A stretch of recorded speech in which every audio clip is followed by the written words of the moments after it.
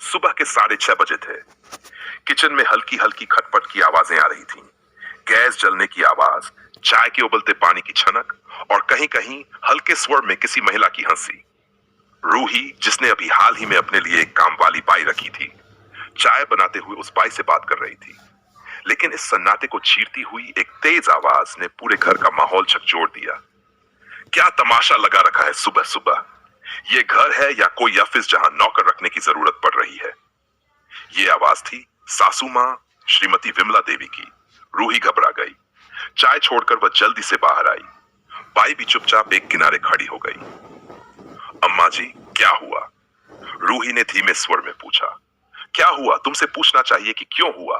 कौन सी महारानी आ गई हो तुम, जो सुबह के बर्तन, झाड़ू और कपड़े तक खुद नहीं कर सकती? मैं तो 4 बजे उठकर सारा घर चमका देती थी। विमला देवी का गुस्सा 7वें आसमान पर था। अम्मा जी, मैं भी उठती हूँ, पर बच्चों को तैयार करना होता है, उनका टिफिन। अरे बस कर बहाने। हमें नहीं चाहिए ऐसे बहाने। घर में मेस की बाइक की तरह आवाज करती हुई ये बाई आएगी और तब तक सफाई भी नहीं होगी, बर्तन भी गंदे रहेंगे और तुम राज करेगी।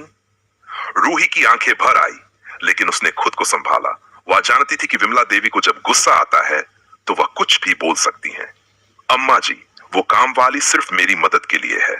पूरा दिन घर, बच्चे, ऑनलाइन क्लासेस और ऊपर से घरेलू काम, अकेले नहीं संभलता। तो तुम कह रही हो कि हम झूठे हैं? हमने तो 3-3 बच्चों को पाला, खेती बाड़ी देखी, सास ससुर की सेवा की और एक दिन भी नौकर नहीं रखा। अम्मा जी, जमाना बदल गया है, तभी तो बहुएं भी बदल गई हैं। सास के सामने मुंह चढ़ाकर जवाब देती हैं। तुम्हारी मां ने यही सिखाया है क्या? रूही को यह सुनकर बहुत ठेस पहुंची। उसके होंठ थरथरा गए। उसने कुछ नहीं कहा, बस चुपचाप मुड़कर रसोई में चली गई। पीछे से विमला देवी अब बाई पर बरस पड़ी। तुम भी चली जाओ यहां से। हमें नहीं चाहिए कोई नौकरानी जो घर की लाज उड़वा दे। बाई डर के मारे तुरंत बर्तन छोड़कर निकल गई। रूही की आंखों से आंसू गिरने लगे। वह चुपचाप बर्तन मांजने लगी, आंखों में अपमान की नमी और दिल में एक अनकही पीड़ा लिए। शादी से पहले रूही अपने मायके में एक ब्यूटी पार्लर चलाया करती थी। उसे सजना संवरना, दूसरों को संवारना और आत्मविश्वास देना बहुत पसंद था। चेहरे पर मुस्कान और आंखों में हुनर की चमक लिए वह अपने ग्राहकों को नए रूप में सजाती थी। लोग उसके हाथों के हुनर के दीवाने थे। लेकिन शादी के बाद जैसे ही वह अपने ससुराल आई, सब कुछ बदल गया। सासू मां विमला देवी को उसका यह काम जरा भी पसंद नहीं था। पार्लर चलाना क्या कोई बहू के करने का काम है? हम आप सबसे दिल से रिक्वेस्ट करते हैं कि जब आपको हमारी कहानी इतनी पसंद आ रही है तो कृपया हमारे चैनल को सब्सक्राइब जरूर करें, वीडियो को लाइक करें और कमेंट बॉक्स में अपना कीमती सुझाव जरूर दें कि आप आगे किस तरह की कहानियां सुनना चाहेंगे। आपकी एक छोटी सी प्रतिक्रिया हमारे लिए बहुत मायने रखती है। विमला देवी अक्सर ताना देती, घर की इज्जत है कोई, दुकान नहीं। रूही चुप रही। उसने अपने सपनों को घर के किसी कोने में बंद कर दिया था। पूरे 2 साल तक वह घर में ही रही। किचन, झाड़ू पोंछा, बच्चों की देखभाल, मेहमानों की सेवा, सब कुछ किया बिना किसी शिकायत के। लेकिन एक दिन दिल के किसी कोने में दबी वह चाह फिर से उभरी। रात को जब सब सो चुके थे, रूही ने हिम्मत जुटाकर अपने पति अंकित से कहा, मैं फिर से पार्लर का काम शुरू करना चाहती हूँ। घर के बाहर वाला जो कमरा है उसमें। आपसे पूछे बिना कुछ नहीं करूंगी। अंकित ने कुछ देर सोचा, फिर मुस्कुराते हुए कहा, अगर तुम्हें इससे खुशी मिलती है तो बिल्कुल करो, मैं तुम्हारे साथ हूं। रूही की आंखें भर आईं। सालों बाद उसने अपने दिल की बात कही थी और उसे स्वीकार किया गया। अगले ही हफ्ते उसने घर के बाहर वाले कमरे को एक छोटे से पार्लर में बदल दिया। आईना, कुर्सी, मेकअप किट, स्किन ट्रीटमेंट्स और एक name plate, Ruhi's beauty touch by appointment only. धीरे धीरे उसकी मेहनत रंग लाने लगी। मोहल्ले की महिलाएं आने लगीं, कॉलेज की लड़कियां ब्यूटी टिप्स लेने लगीं। रूही की आंखों में आत्मविश्वास लौट आया। हर ग्राहक के चेहरे की खुशी रूही के मन को तृप्त करती। लेकिन यही सब विमला देवी को कांटे की तरह चुभ रहा था। दिन भर ये औरतें घर में आ जाती हैं। ये पार्लर नहीं, नाटक है।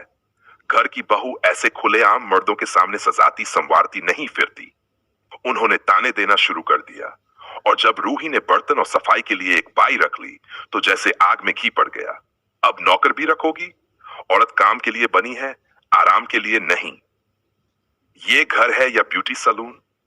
लेकिन इस बार रूही चुप नहीं रही। उसके अंदर अब आत्मनिर्भरता की ताकत थी, अपने हुनर का विश्वास था। अचानक से विमला देवी की बेटी का फोन आया। सासू मां ने फोन उठाते ही घबराई हुई आवाज में पूछा, अरे बेटा, ये सब क्या हो गया? कैसे हुआ ये? रूही उस वक्त किचन में थी, लेकिन सासू मां की आवाज में चिंता सुनते ही वह जल्दी से हाथ पोंछती हुई कमरे की ओर भागी। क्या हुआ मम्मी जी? दीदी को कुछ हो गया क्या? वह सहमे स्वर में पूछ बैठी, लेकिन सासू मां का चेहरा गुस्से से तमतमा उठा।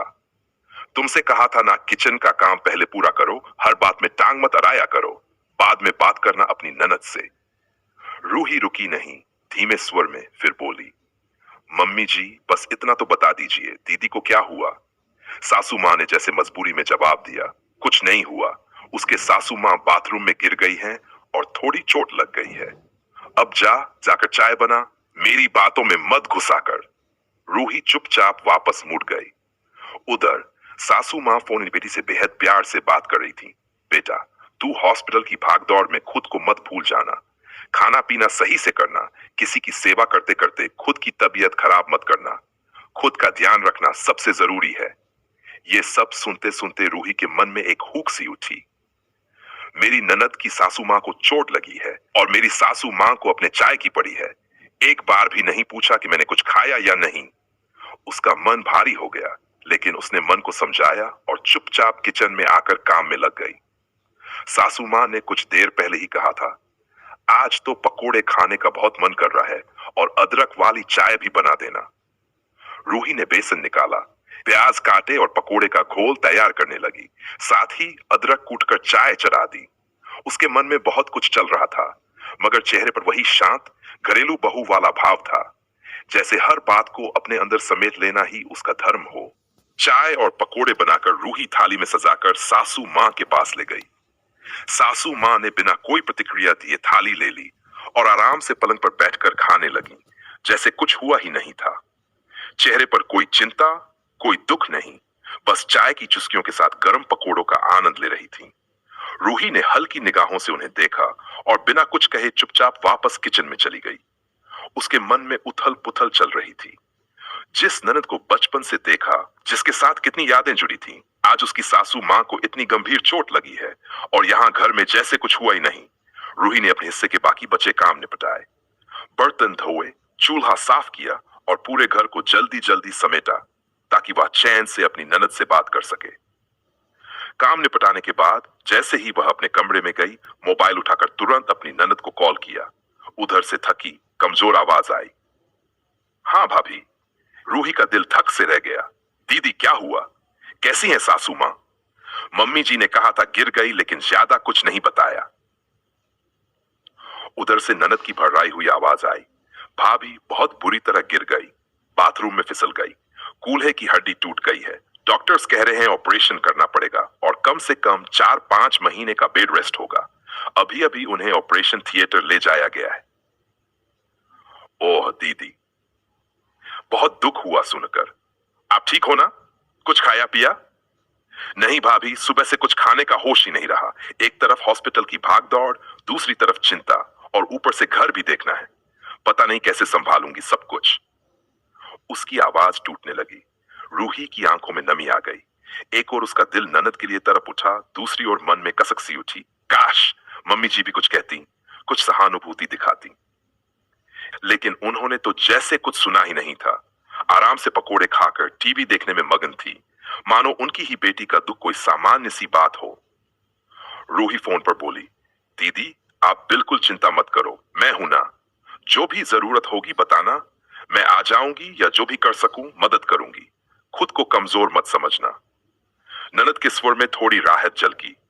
थैंक यू भाभी, आपके बोलने से ही थोड़ा सुकून मिल गया। फोन कटने के बाद रूही कुछ देर वहीं बैठी रही। उसका मन बहुत भारी था। एक और अंदर से दुख, दूसरी ओर बेबसी। न खुद के लिए कोई अपनापन, न सासू मां की ओर से कोई सहारा। लेकिन उसने मन को मजबूत किया और धीरे से बोली, जो करना है खुद ही करना है, अब किसी से उम्मीद करना बेकार है। उसने आंखें पोंछी और अगले काम के लिए उठ खड़ी हुई। जीवन में जैसे हर दिन एक नया इम्तिहान होता है, चुपचाप सहना, फिर भी मुस्कुराना। अगले सुबह रूही जल्दी उठ गई। उसने अपने पति के लिए नाश्ता बनाया, अस्पताल ले जाने के लिए थाली में गर्म गर्म खाने के डिब्बे सजाए, सबके लिए सादा और पौष्टिक खाना, खासकर ननद की सासू मां के लिए जो ऑपरेशन से गुजर चुकी थीं। पति तैयार थे और दोनों मिलकर अस्पताल के लिए निकल पड़े। अस्पताल पहुंचते ही रूही ने अपनी ननद को गले लगाया। उसके चेहरे पर थकान और चिंता साफ झलक रही थी। रूही ने धीरे से उसका हाथ थामा और बोली, दीदी चिंता मत कीजिए, हम सब आपके साथ हैं। कोई भी जरूरत हो आप जरूर बताइएगा। अब ये आपकी अकेली जिम्मेदारी नहीं है। ननद की आंखें नम हो गई। उसने हल्की मुस्कान के साथ जवाब दिया, भाभी आपने इतना कह दिया वही मेरे लिए बहुत है। जो भी जरूरत होगी मैं आपको जरूर बताऊंगी। रूही ने खाना निकाला, सबको प्रेम से परोसा और कुछ देर वहीं बैठकर ननद का मन भी हल्का किया। फिर अस्पताल का माहौल देखकर वह और उसके पति घर लौट आए।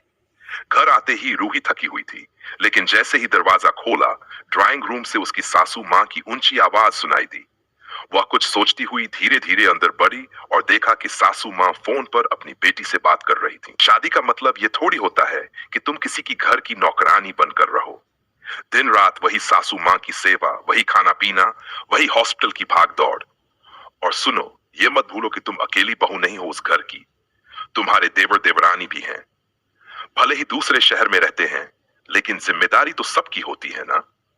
अगर उन्हें सच में मतलब होता तो अब तक वो भी आ गए होते, ले जाते अपनी सास को अपने घर देखभाल के लिए। बस तुम ही क्यों झेलो ये सब। रूही दरवाजे के पास खड़ी सब कुछ सुन रही थी। उसकी आंखें फैल गई। ये वही सासू मां थी जो अपनी बेटी की परेशानी में एक बार भी अपने मन की कोमलता नहीं दिखा पाई और अब वही उसे उल्टा सीधा समझा रही थी। रूही को बहुत बुरा लगा। उसकी ननद सुबह कितनी टूटी हुई थी और यहाँ सासू मां उसे सहारा देने की जगह उसे तोड़ने में लगी थी। लेकिन रूही ने कुछ नहीं कहा। उसने गहरी सांस ली, अपने आंसुओं को अंदर ही रोक लिया और चुपचाप अपने कमरे में चली गई। दिल में खिन्नता थी पर होंठों पर मौन।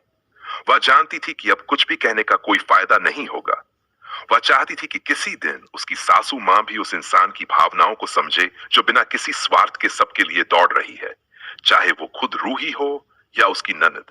वो जानती थी कुछ बातें वक्त ही सिखाता है और शायद सासू मां को समझ आने में अभी वक्त था। लता फोन पर चुप नहीं रही। मां की बातों को सुनकर उसने संयम रखते हुए जवाब दिया, मम्मी आप ये सब क्या बोल रही हैं? मेरी सासू मां बहुत सीरियस हैं। उनका ऑपरेशन हुआ है, वो कहीं आने जाने लायक नहीं है। मैं उन्हें कहीं और भेज भी नहीं सकती और न भेजना चाहती हूँ। ये उनका घर है और वो यहीं रहेंगी। उसकी आवाज में थकावट थी पर साथ ही एक दृढ़ता भी। और रही बात देवर देवरानी की, तो वो लोग टिकट देख रहे हैं। जैसे ही टिकट मिलेगा वो भी आ जाएंगे। हम सब मिलकर उनकी सेवा करेंगे। विमला देवी को यह बात बिल्कुल भी रास नहीं आई। उन्होंने हल्की झुंझलाहट के साथ कहा, बेटा मैं तो तुम्हारे भले के लिए कह रही थी। लता ने लंबी सांस ली और फिर ठहरे हुए स्वर में बोली, मम्मी इसमें मेरे भले की बात नहीं है। वो मेरी सास हैं और उनकी देखभाल करना मेरा कर्तव्य है। मुझे अच्छा लगे या बुरा, ये मेरा फर्ज है और मैं पीछे नहीं हट सकती। विमला देवी ने फिर एक आखिरी कोशिश की, ठीक है बेटा, लेकिन जब तुम्हारे देवर देवरानी आ जाएं और तुम्हारी सासू मां की सेवा करने लगे तो तुम कुछ दिन के लिए मायके आ जाना, थोड़ा आराम भी मिल जाएगा तुम्हें। लता ने तुरंत इनकार कर दिया, मम्मी मैं कैसे आ जाऊं? जब सब लोग साथ होंगे तब तो और भी जरूरी है कि मैं वहीं रहूं। किसी के आने से मेरी जिम्मेदारी खत्म नहीं होती। लेकिन विमला देवी मानने को तैयार नहीं थी। उन्होंने फिर तर्क दिया, तो तुम ही क्यों इतनी भागदौड़ करोगी? तुम्हारी देवरानी भी तो है सेवा करने के लिए। जब वो आ जाए तो तुम चुपचाप कुछ दिन के लिए मायके आ जाना। बहुओं को आराम की भी जरूरत होती है। फोन पर गहरी खामोशी छा गई। लता कुछ पल चुप रही। उसके मन में बहुत कुछ उमड़ रहा था, लेकिन उसने कुछ नहीं कहा। वो जानती थी कि मां की सोच बदलना मुश्किल है। अब वो बस इतना चाहती थी कि अपनी सासू मां के लिए वो वही करे जो एक बेटी करती है। और उधर दरवाजे की ओर से खड़ी रूही ये सब सुन रही थी, मन में बहुत कुछ लिए लेकिन जुबान पर ताला लगाए। रूही ये सब चुपचाप सुनती रही। सासू मां रोज अपनी बेटी लता को मायके बुलाने की जिद करती और लता हर बार बड़ी समझदारी से जवाब देती, मम्मी मेरी जरूरत ससुराल में है ना कि मायके में। मुझे नहीं आराम करना, मुझे बस अपनी सासू माँ की सेवा करनी है। रूही को ये दोहरा मापदंड खटकने लगा। मेरे मायके जाने की बात आती है तो मम्मी जी के तेवर बदल जाते हैं, जैसे मैंने कोई गुनाह कर दिया हो। लेकिन दीदी को बार बार खुद बुला रही हैं मायके आने के लिए। क्यों? सिर्फ इसलिए कि वो अपनी बेटी है? उसका मन अंदर ही अंदर खौल उठा। वो सोचने लगी, अब वक्त आ गया है मम्मी जी को उनकी सोच का आईना दिखाने का। उसी रात उसने अपने पति से बात की। मैं कुछ दिन के लिए मायके जाना चाहती हूँ, बहुत समय हो गया मम्मी पापा से मिले हुए। पति ने बिना ज्यादा सवाल किए हामी भर दी। ठीक है, तुम टिकट बुक करवा लो, मैं तुम्हें छोड़ आऊंगा स्टेशन। रूही ने तुरंत अपने भाई को फोन किया और सारी जानकारी दे दी। टिकट कट चुकी थी, योजना तैयार थी, और इधर विमला देवी का ध्यान अभी भी सिर्फ अपनी बेटी लता पर था। हर रोज फोन करके कहती, बेटा तू आजा मायके कुछ दिन के लिए, बहुत थक गई होगी तू। अब तो तेरे देवर देवरानी भी आ गए हैं, वो सेवा कर लेंगे। लेकिन लता हर बार मुस्कुराकर कह देती, मम्मी मैं ससुराल में रहकर जो कर रही हूं वही मेरा फर्ज है, मुझे अब भी यहीं रहना है। उधर रूही की विदाई की घड़ी नजदीक आ रही थी और सासू मां को अब तक भनक भी नहीं थी कि इस बार बहू उन्हें चुपचाप एक आईना दिखाने जा रही है। सुबह का उजाला हुआ और रूही रोज की तरह उठी। सबसे पहले नाश्ता बनाया, फिर दोपहर का खाना भी तैयार करके रख दिया। उसका मन बिल्कुल स्थिर था, जैसे उसने कोई बड़ा फैसला कर लिया हो। उसके पति भी अब पूरी तरह से उसके साथ थे। उन्होंने भी सासू मां के पक्षपात और रूही के प्रति बदले बर्ताव को समझ लिया था। रूही ने अपना बैग पैक किया और सासू मां के कमरे में गई। मम्मी जी, मैं कुछ दिन के लिए मायके जा रही हूँ। इतना सुनते ही विमला देवी का चेहरा तमतमा गया। बहुत जरूरत है तुम्हें मायके जाने की, तुम्हें तो बस इसी बहाने की तलाश रहती है। लेकिन रूही आज शांत थी, पर उसकी आवाज में एक दृढ़ता थी। मम्मी जी, मुझे मायके गए कई महीने हो गए हैं। मम्मी की बहुत याद आती है, और सच कहूं तो मेरी तबीयत भी ठीक नहीं रहती। चक्कर आते हैं, कमजोरी लगती है। विमला देवी गुस्से से बोले, अब बहाने मत बनाओ। जब सब कुछ ठीक चल रहा है तो मायके जाने की क्या जरूरत है? रूही ने गहरी सांस ली और बहुत संयम से कहा, मम्मी जी, जब दीदी के सासू मां का अभी अभी ऑपरेशन हुआ है और वो इतनी सीरियस हैं, तब भी आप उन्हें बार बार मायके बुला रही हैं। उन्हें कहती हैं, तुम्हारी जिम्मेदारी नहीं है सेवा करना। उन्हें भड़काती हैं अपनी सास के खिलाफ। और इधर आप बिल्कुल ठीक ठाक हैं, फिर भी मुझे मायके जाने से रोक रही हैं। रूही ने एक पल की चुप्पी के बाद सधे हुए शब्दों में कहा, दीदी से तो आप कहती हैं कि तुमने ठेका ले रखा है क्या अपनी सासू मां का? तो क्या मम्मी जी, मैंने आपका ठेका ले रखा है? विमला देवी जैसे पत्थर हो गई हों, उनके पास कोई जवाब नहीं था। रूही अब पीछे नहीं हट रही थी। आज उसने अपने हक की आवाज खुद बुलंद की थी। रूही अपने मायके चली जाती है। घर में सासू मां अकेली रह जाती हैं। पति ऑफिस में होते हैं और घर में पहले जैसी चहल पहल नहीं होती। रूही की गैर मौजूदगी में घर का सन्नाटा विमला देवी को धीरे धीरे काटने लगता है। पहले दिन तो उन्हें राहत सी लगती है, चलो कुछ दिन चैन से रहूंगी, ना कोई सवाल, ना कोई उलाहना। लेकिन अगले ही दिन से उन्हें वो छोटी छोटी चीजें याद आने लगती हैं। सुबह की गर्म चाय, समय पर बना खाना, रूही की वो मीठी आवाज जो हर बात में मम्मी जी कहती थी। दिन बीतते हैं, रसोई में घुसती है तो गैस जलाना, मसाले खोजना, दाल चावल तय समय पर बनाना सब भारी लगने लगता है। एक दिन तो आलू काटते काटते उनकी उंगली कट जाती है, दर्द से कराह उठती हैं। उन्हें वो दिन याद आते हैं जब रूही पूरे घर को संभालती थी, बिना थके, बिना शिकायत के। इधर रूही अपने मायके में है, लेकिन वहां भी चैन से नहीं बैठी। वो हर रोज अपने पति से फोन पर बात करती है, घर के हाल चाल पूछती है, लेकिन उसके मन में अब ठान चुकी है, इस बार सिर्फ चुप रहकर सब सहने नहीं जाना, इस बार सिखाकर लौटना है। इज्जत सिर्फ उम्र की नहीं, इंसानियत की होती है। विमला देवी खुद फोन उठाती हैं और अपनी बेटी लता को कॉल करती हैं। बेटा, तू सही थी, जिस सेवा की मैं तुझसे उम्मीद कर रही थी वो मैं खुद नहीं निभा पा रही, और जो बहू मैंने दिन रात ताने दिए वही अब सबसे ज्यादा याद आती है। लता मुस्कुराते हुए कहती है, मम्मी, देर से ही सही, लेकिन अगर आपको एहसास हुआ है तो बहुत बड़ी बात है। अगले दिन विमला देवी खुद रूही को फोन करती हैं। आवाज में पहले की तेजी नहीं, बल्कि एक अजीब सी नरमी होती है। रूही बेटा, तुम जब से गई हो घर जैसे खाली हो गया है। जो बातें मैं तुम्हें सुनाया करती थी अब हर शब्द मेरे सीने में चुभते हैं। मैं बहुत शर्मिंदा हूं बेटा, मुझे माफ कर दो। रूही कुछ पल चुप रहती है, फिर बहुत धीरे से कहती है, मम्मी जी, माफी उन चीजों की नहीं होती जो बार बार दोहराई जाती हैं, लेकिन मैं आपको माफ करती हूं क्योंकि आप पहली बार समझी हैं। कुछ दिन बाद रूही लौटती है। इस बार घर का माहौल कुछ और ही होता है। सासू मां दरवाजे पर खड़ी होती हैं, उनके हाथ में आरती की थाली होती है। बहू नहीं, बेटी बनाकर स्वागत करूंगी अब तेरा, कहते हुए विमला देवी की आंखों में आंसू होते हैं। रूही मुस्कुरा देती है। उस मुस्कान में कोई शिकवा नहीं होता, बस एक संतोष होता है कि उसने किसी को बदलने की कोशिश नहीं की, बल्कि खुद सम्मान के साथ खड़े होकर किसी को आईना दिखा दिया। कहानी आपके दिल को छू गई हो तो प्लीज लाइक करें, कमेंट में अपनी राय जरूर दें, सब्सक्राइब करें हमारे चैनल को और इस कहानी को शेयर करें।